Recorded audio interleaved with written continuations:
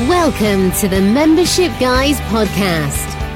Kick-ass advice and tips for membership site owners. What's up, everyone? Welcome to the Membership Guys podcast. I'm your host, Mike Morrison, one half of the aforementioned Membership Guys. This is the #1 podcast in the world for proven practical tips and advice on growing your successful membership business. Now, these days, it seems like memberships are a hot topic. Everybody's talking about them. Everyone seems to be starting a new membership. You can't turn without seeing somebody going on about memberships. They're so hot right now.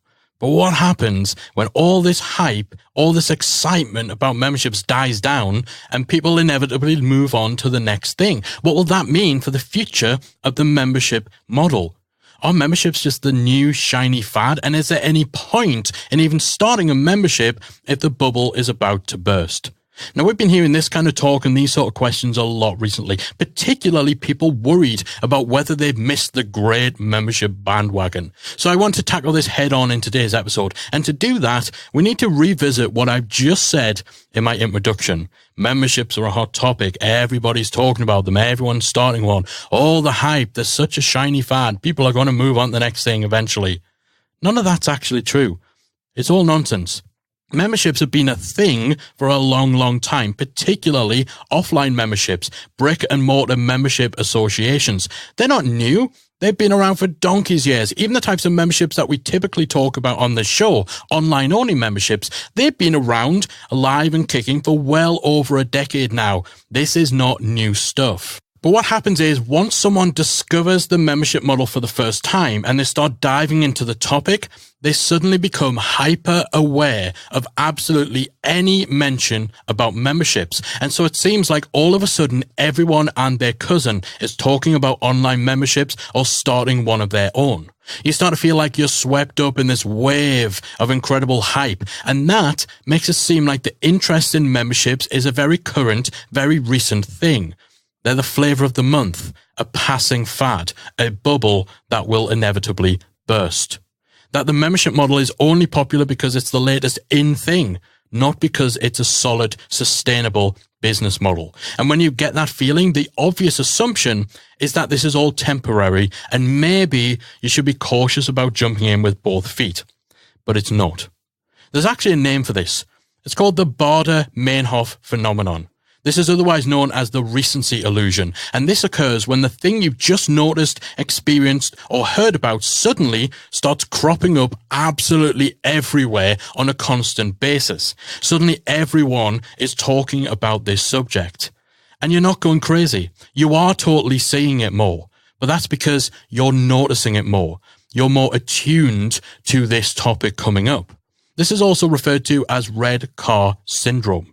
Anyone who's bought a new car or even gone shopping for a car will have experienced this. You buy a shiny new red car and then on the drive home, all of a sudden you realize every blooming car on the road is red, or it's the same model as yours, or the same make as yours. This is why the membership industry, or memberships as a topic, can seem like one big fad. Because when you start digging into the subject for the first time, it also feels like everyone else is discovering it for the first time too, since the topic starts coming up everywhere you look. And particularly within the online space, when you notice everybody jumping onto something, usually that's a sure sign that that thing is a flavor of the month bandwagon that's going to fizzle out.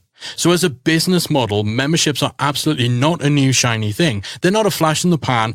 It's a viable, sustainable model that's been around for years and will be here for years to come. And if anything, it's only going to become a more commonplace model over the long term. Reports by both Social Media Examiner and Podia.com both indicate an increasing amount of creators, experters, content producers, and influencers planning to prioritize the creation of digital products such as memberships as their primary revenue source, rather than services, rather than products, rather than public speaking and other things like that. So it's becoming a far bigger priority for people to set up things like memberships as a revenue vehicle. And at the same time, you also have big players entering the membership space now. You've got the likes of Patreon in particular. They are heavily going into the membership space, massively embracing that model. And you also have the huge players like Facebook and YouTube who are now starting to offer membership subscription options in their creator programs too. And recent announcements by Apple also show that they're moving even further into the subscription membership space as well. So as a business model, if you're worried that memberships as a model are a bubble that's going to burst or a fad or a flavor of the month, you can rest assured that memberships are not going anywhere soon. Now, of course, what we're talking about here is the business model side of things and whether memberships are popular just because they're the latest shiny thing or whether they're popular because they are a fantastic business model. However, what about the consumer side? While the membership space does keep going from strength to strength, the subscription market as a whole has absolutely exploded in recent years. And while there's a lot of great things about that for the consumer, all the extra choices, all the new options that people have, there's more flexibility and more choice than people have ever had before. This has led to a downside. It's created something called subscription fatigue. And this is absolutely something that membership site owners need to contend with. Now, I'm going to dive deeper into that topic in next week's episode. So make sure you listen in for that. And I'm going to give you my top tips for how membership site owners can combat that. If you're not already subscribed to the show, make sure you hit that button to ensure you do not miss that episode. So this is a nice short one, a little bit of a rant, but hopefully if you are in that early stage of thinking about membership, or if you've recently started a membership and now you're worrying that you may have made the wrong move, that maybe you got swept up in all of this newfangled hype about the membership industry and all that sort of stuff, hopefully this has helped rest your mind. It's helped reposition your thinking on all of this. All right, guys, that's it for this week. Head over to themembershipguys.com/210 to get all of today's show notes and links to anything we've mentioned on the show and other content we think you will find useful on the back of today's episode.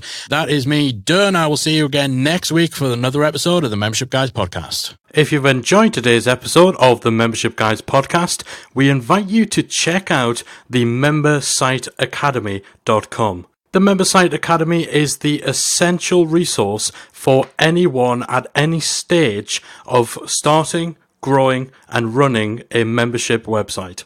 So whether you're still figuring out what your idea is going to be, or whether your website is already up and running and you're just looking for ways to grow it and attract new members, then the Member Site Academy can help you to get to the next level. With our extensive course library, monthly training, exclusive member-only discounts, perks and tools, and a supportive, active community to help you along the way with feedback, encouragement and advice, the Member Site Academy is the perfect place to be for anyone looking to start, manage and grow a successful membership website. So check it out at membersiteacademy.com.